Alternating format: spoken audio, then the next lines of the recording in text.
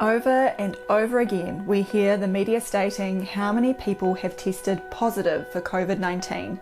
The problem is that this makes no sense at all. Today, I'm going to explain why as we dig deeper into PCR tests once again and have a look behind the curtain of this COVID pandemic. The purpose of using tests in clinical medicine is to distinguish between having or not having a particular condition or disease. For example, is a patient with chest pain having or not having a heart attack? Is a woman who missed her period pregnant or not? But a test and a condition are not the same thing. I've never had a woman come into my clinic and say, I think I might be positive for pregnancy. She either has a positive or negative pregnancy test and her condition is either pregnant or not pregnant. All tests detect something. Let's call it the object of interest.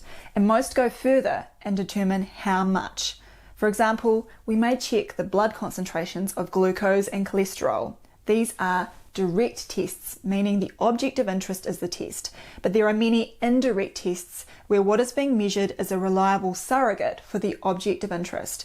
For example, when you have a heart attack, a doctor will measure an enzyme that leaks from your damaged heart muscle cell rather than chopping out a piece of your heart muscle to examine it under a microscope. Some tests, such as home pregnancy tests, are classified as positive or negative. Pregnancy tests become positive at a certain threshold of hormone being detected in the urine, which have been reliably established over a long period of time. We use indirect tests because they are simple, safe, quick, and cheap. But indirect tests have a caveat. Before they are introduced into routine clinical practice with real patients, it is absolutely essential to determine how well they match the object of interest. There are long-established scientific methods for doing this. Obviously, this involves evaluating the test against the object of interest whose presence or absence is determined independently of the test. So now that we've established the rules, let's get into COVID-19. The mainstream theory is that a new virus called SARS-CoV-2 is the cause of a new disease called COVID-19. The test for SARS-CoV-2 is not for the whole virus, the complete sublight microscopic particle itself. Perhaps most familiar is this computer-generated image we see on the news. The test is supposed to detect a 1% fragment of an RNA molecule, its genome, said to reside inside the virus particle. Based on its detection, a person is deemed infected with the virus SARS-CoV-2 because this tiny fragment is regarded as de facto for 100% of the virus's RNA. It could be seen as finding a horse-like hair as evidence of the horse itself. This is problematic for three reasons. First, while there are many papers revealing the existence of the viral RNA and the presence of coronavirus-like particles on electron micrographs, there are none proving that the RNA comes from inside those particles. In fact, there is now a €225,000 prize for proof of isolation of the virus in its contained genome. Second, because no test is 100% reliable, the RNA detected by the PCR may not be the 1% of the viral genome. Third, since there are no reports of RT-PCR evaluated against the virus itself, no one knows how many people who test positive for the virus are actually infected with the virus. It's like we've found the horse here but can't say anything about the horse or the jockey. Not a good situation, but this is what happens when scientists, for whatever reasons, cut corners and ignore the basics for establishing test parameters. The detonator for the worldwide explosion of so-called COVID-19 PCR testing was the Corman-Drosten Group paper published on 23rd of January 2020.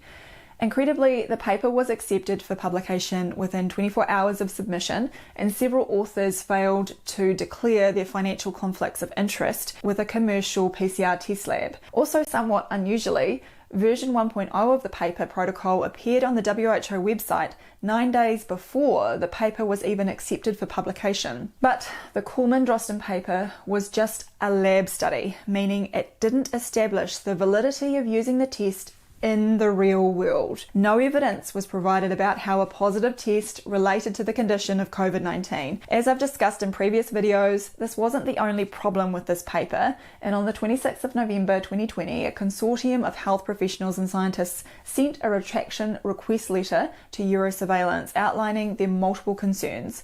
I believe they are still awaiting a response. Back in January 2020, however, it was too late, and a test that had no track record was promoted to the world as the best way to diagnose COVID-19. When the mainstream media and government scientists started telling the public that the COVID-19 PCR tests were 95% or 99% accurate, it was not made clear to the public what that actually meant. In New Zealand, for instance, the Ministry of Health website stated, and this is in February 2021, that a recent laboratory study found that different COVID-19 testing kits correctly detected COVID-19 in samples more than 95% and frequently 100% of the time. This statement is problematic for many reasons, including confusing COVID-19, the condition, with SARS-CoV-2, the alleged virus. The RT-PCR does not test for COVID-19 in samples, and if correctly detected means accuracy, the latter cannot be determined without first evaluating the true positive and true negative rates of the RNA test for infection with SARS-CoV-2. But this has never been established. What is detected in a sample is not COVID-19. What is detected is a small piece of RNA. So it seems likely that the Ministry of Health has confused the analytical specificity of the test with its diagnostic specificity for the condition. Analytical specificity in this case is how well the test can accurately detect a target RNA sequence. So if a SARS-CoV-2 RT-PCR kit has 100% analytical specificity, it tells you that it never picks up the wrong RNA molecule. But you can't get too excited, because that's like saying that your blood glucose test never picks up your blood cholesterol. What we need to know is the diagnostic specificity, which is the probability that the test will be negative when the condition is not present. For example, a pregnancy test that has 100% diagnostic specificity would mean we expect all non-pregnant women to test negative. Therefore, even if a SARS-CoV-2 RT-PCR kit has 100% analytical specificity, it is still meaningless as a test for viral infection without proof of the diagnostic specificity determined against the virus. And this has never been established at all. It has been amazing to see in recent times that some virologists have turned into chemists under the spell of PCR. I was stunned to hear Australian Professor of Virology, Bill Rollinson, make the following statement last year on a broadcast. With basic science and improving diagnostics and the ability to sense a molecule, and after all, a virus is just a piece of RNA molecule. Interestingly, after he made the statement, none of the panel of experts joining him on the broadcast even called him out on this. Maybe this was just a slip-up on the professor's part, but this sort of thing could be adding to the confusion. So it's important that those of us that respect logic and the scientific method will not allow analytical specificity to be merged into diagnostic specificity and then passed off as a valid medical practice. However, the lack of formalised clinical diagnostic criteria for COVID-19 seemed to allow the sleight of hand to be hidden in plain sight. I made a video titled, "What is a COVID-19 case?" in late 2020 addressing this very issue. In my presentation, I show that the WHO's official document states that a confirmed COVID-19 case is a person with laboratory confirmation of COVID-19 infection, irrespective of clinical signs and symptoms. This was a bad look for the WHO because it openly admitted that cases were not required to be related to disease. Just 3 days later, they removed the statement and published a completely revised document. While the new version looked more scientific, essentially nothing had changed, as a confirmed case could still be a person with a positive nucleic acid amplification test. So any old positive PCR test will do.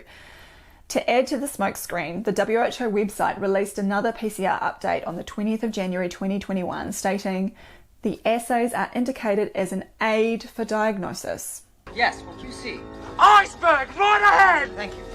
On 11th of November 2020, the COVID-19 PCR tests hit some of their first major legal problems. Judges in the Lisbon Court of Appeal delivered some decisive rulings, including, in view of current scientific evidence, this test shows itself to be unable to determine beyond reasonable doubt that such positivity corresponds in fact to the infection of a person by the SARS-CoV-2 virus.